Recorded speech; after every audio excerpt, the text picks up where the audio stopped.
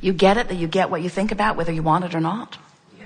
That there are all kinds of things that are true, that when you give your undivided attention to this truth, when you use truth or a lot of it going on as your prerequisite about whether you turn your attention to it, do you get it? That your attention to whatever it is activates it in your vibration and then gives you a measurement about whether you are looking at it as the way the source within you is or not.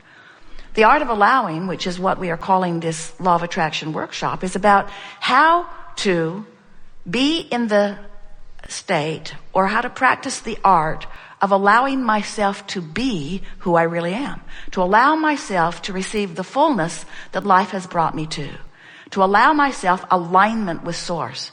That really is the ultimate being called home. In other words, we talked about how home in the physical sense sometimes can make you feel less good than you felt before you went there. And of course, it's not always the case, but mostly. But when you are called home to the source that is within you, it is always a clicking into place. It's always a feeling of relief. It's always a, yes, this is who I've become, and nothing less than this will do for me. So this law of attraction that you are hearing about and that you are beginning to notice in your experience all day, every day, says that whatever you've got active in your vibration is going to start pulling.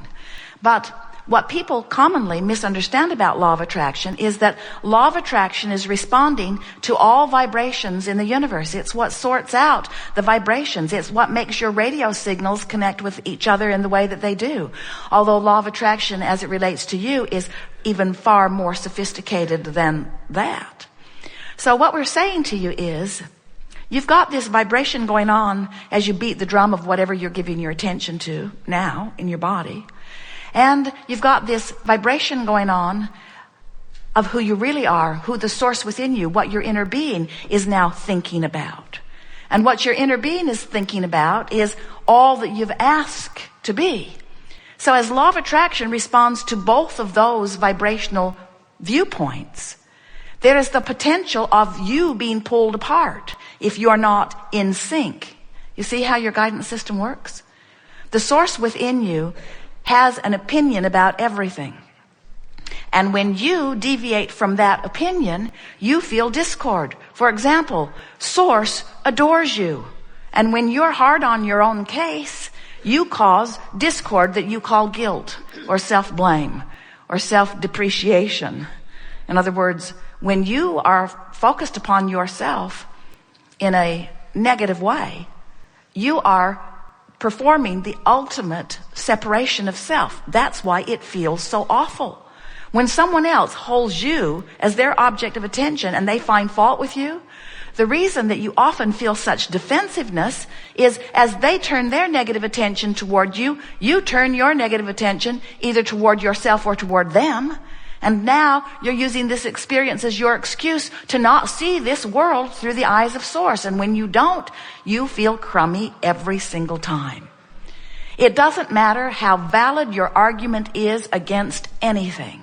When you push against unwanted things, you activate unwanted things in your vibration and they clash with your wanted things. This is a universe that's based upon law of attraction. It's an inclusion-based universe, which means you can't exclude anything. You cannot push anything away in an inclusion-based universe.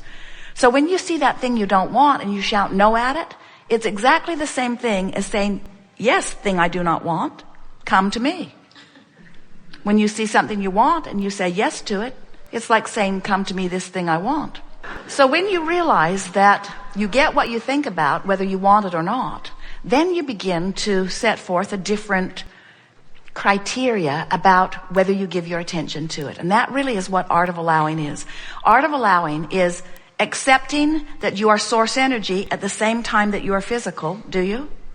Art of allowing is acknowledging that that larger non-physical part of you is pulsing with the fullness of all that you have become and is holding this position of the best that you are.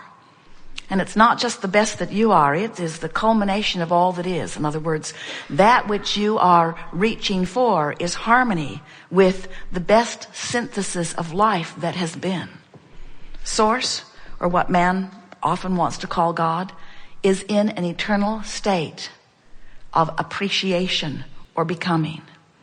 And when you get into the flow of that, when you consciously turn your attention toward that beingness, and you care about your alignment with it, now your path is never confused. You never wonder what to do. You just know.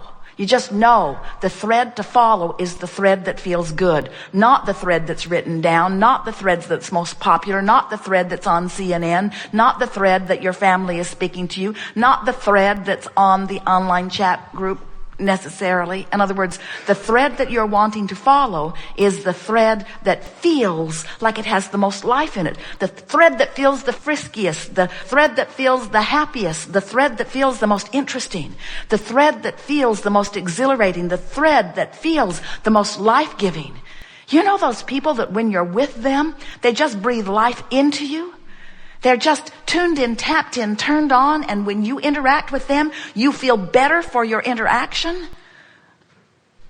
That's the thread you want to follow. Good. We are eager to talk with you about anything that is important to you. Nothing is off limits. It will all unfold perfectly.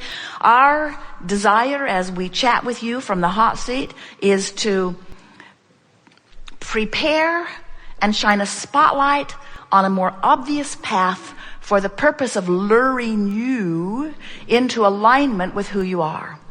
And we are going to refer to this place that we are luring you as the vortex of that which is really you. It is the vibrational reality that exists before any physical reality ever comes about. It is the reality that is the preface or the pre-paving of everything that you know. It is a reality that you can take to the bank. We are not kidding you. It is a reality that is real. It is a reality that you can feel with your enthusiasm and your love, but you may not necessarily be able to see it unless you are in it. If you are on the verge of it, as in a hopeful attitude, then it will draw you in often and you'll have full view of what's in there. If you're ornery, if you're depressed, if you are in despair, if you are feeling out of control of your life or disempowered, then you're not in the vicinity of this vortex that contains the larger part of you and everything that you want and all cooperative components of everything that you have been asking for. Those are our favorite new words.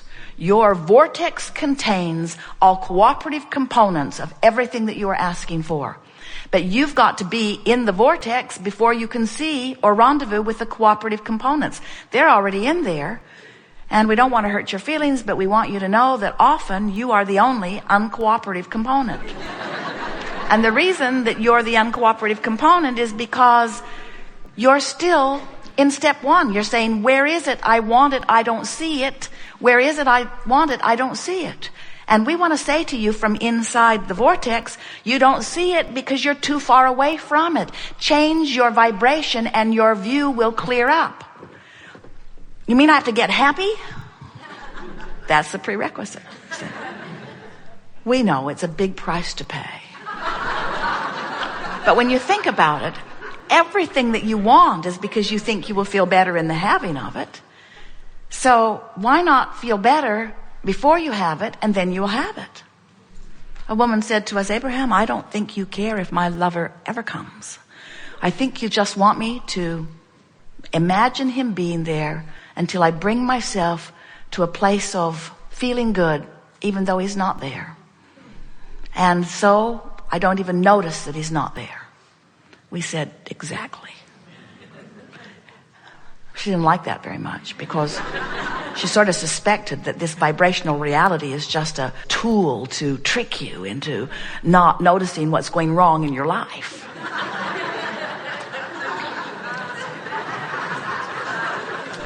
And then we explained to her that, yeah, that's a trick. But that it's a really good trick. Because if you distract yourself from what's not working, then in the absence of that resistance, the vortex will bring you in. Because when you're not offering resistance, you become a cooperative component. So you just have to stop doing that thing you do that makes you unhappy, and you'll be drawn right in to where all the clues, all the unfolding, all the rendezvous points, all the opportunities, all of the fun along your creative path, along your way to all of that.